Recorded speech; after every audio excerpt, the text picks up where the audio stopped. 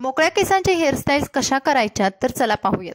नमस्कार, पुन्हा एकदा स्वाती स्टाईल मध्ये मनापासून स्वागत। आज बघूयात 3 मिनिटांमध्ये होणाऱ्या 3 सोप्या आणि कुणालाही सहज करता येतील अशा हेअरस्टाईल्स।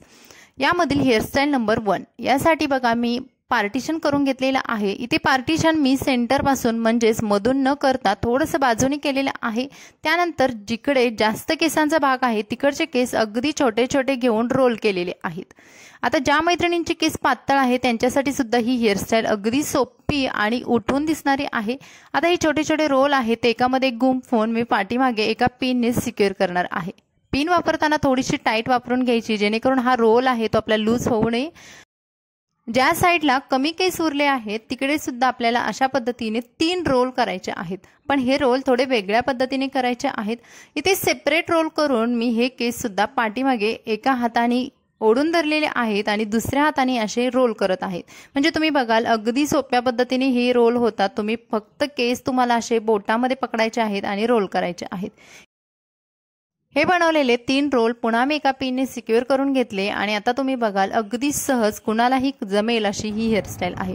त्यानंतर ही हेअरस्टाईल डेकोरेट करण्यासाठी मी इथे छोट्याशा क्लिप्स वापरलेल्या आहेत ज्या की डायमंडच्या आहेत आणि त्या माझ्या केसामधून खूप उठावदार दिसत होत्या, उठून दिसत होत्या आणि ही हेअरस्टाईल झालेली आहे आपली 1 नंबरची। त्यानंतर आता आपण बघणार आहोत हेअरस्टाईल नंबर 2। समोरचा लुक सुद्धा मी तुमच्यासोबत शेअर केलेला आहे आणि आता बघूयात हेअरस्टाईल नंबर 2। हेअरस्टाईल नंबर 2 साठी मी पुन्हा केस विंचरून घेतले आणि समोरच्या केसांचं अगदी मधोमध पार्टिशन केलेलं आहे।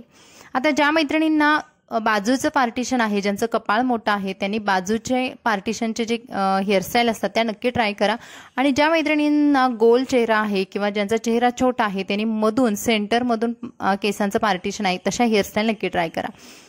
त्यानंतर इकडे बघा एका बाजूचे केसांचं असा रोल करून घेतला आणि पाठीमागे एका पिनने सिक्युअर केलं। आता हा जो बनवलेला रोल आहे तो तुम्ही अगदीच कानाच्या पाठीमागे न नेता किंवा अगदीच कपाळाच्या वरती अगदी न नेता थोडंसं क्रॉसमध्ये म्हणजे तिरका नेलेला आहे आणि पाठीमागे पिनने सिक्युअर केलेला आहे। आता ही हेअरस्टाईल सुद्धा मोकळ्या केसांसाठी खूप सुंदर दिसते। फक्त 2 रोल समोरून करायचे आहेत आणि पिनने सिक्युअर करायचे आहेत। या हेअरस्टाईल खूप सोप्या असतात, आपल्याला माहिती सुद्धा असतं, पण कधी कधी आपल्याला घाईमध्ये या हेअरस्टाईल लक्षात येत नाही, त्यामुळे या दाखवलेल्या आहेत आणि सर्वांना जमू सुद्धा शकतात। त्यानंतर समोर अशा क्लिप्स लावून मी डेकोरेट केलेल्या आहेत। या हेअरस्टाईल तुम्ही जीन्सवरती कुर्तीजवरती नक्की ट्राय करू शकता। त्यानंतर आपण बघूयात हेअरस्टाईल नंबर 3। यासाठी पुन्हा केसांचं मी पार्टिशन केलेलं आहे आणि एक बाजूचे असे केस घेतलेले आहेत, दुसऱ्या बाजूचे सुद्धा असेच समोरचे थोडे थोडे केस घ्यायचे आहेत आणि आपल्या हनवटीच्या खाली हे केस गोळा करायचे आहेत। आता बघा ही सुद्धा एकदम सोपी हेअरस्टाईल आहे। एवढेसे केस घ्यायचे जेवढे तुमचे केस किती लांब असो किंवा शॉर्ट असो, हनवटीच्या खाली जाऊन एका बोनटने हे केस सिक्युअर करायचे। बोनट फक्त छोटासा वापरायचा आहे जो की आपल्या केसामधून दिसणार नाही। त्यानंतर इथे अशा पद्धतीने केसांना पीळ द्यायचा आहे, म्हणजेच केस खालचे आहेत ते त्याच्यामधून काढून घ्यायचे आणि त्यानंतर हे केस आपल्या पाठीमागे न्यायचे आहेत। आता तुम्ही बघाल इथे तुमची हेअरस्टाईल सिक्युअर झालेली आहे, तुम्हाला कोणतीही पिन किंवा कोणतंही क्लचर वापरण्याची गरज नाही आणि तुम्ही बघाल खूप सुंदर दिसते हेअरस्टाईल।